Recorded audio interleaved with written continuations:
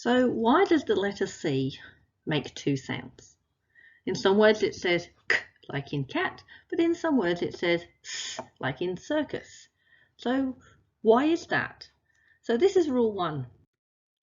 So the question is, why do we spell picnic, P-I-C-N-I-C, but picnicking gets a C-K in the middle of it?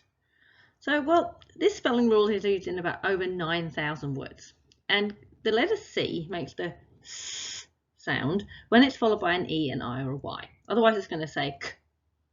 So in words like city, which is C-I, centre, C-E, cycle, C-Y, the C is making the S sound. But obviously at the end of cycle, the second C followed by an L is going to make its K sound. Some examples where that doesn't happen would be balcony, cat, speculate, where the letter C is followed by an A or an O, and then it's going to make the K sound. It also does that before a consonant, so if it's following C-R-A, cranberry, the R is going to make sure that the C says K. And on the end of a word, the letter C is going to say K, unless it's accompanied by an E or a C.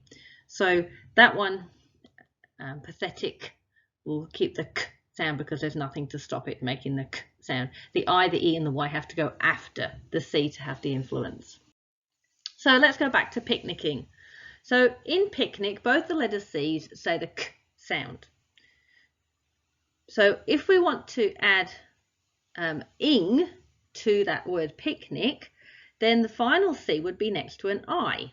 So we'd actually get picnic, but the C is next to the I of the ing, so it's going to change the sound to S. So it would become picnicing, which obviously isn't a word. So in order to keep that, making the K sound, we change the C to a CK, which then protects the C from that letter I, and we can keep it. It also happens in other words when adding suffixes, like if you think about toxic, which ends in the K sound, but if we change it to toxicity, then the C changes its sound to the S because of the I in the suffix. Watch out for some more of these.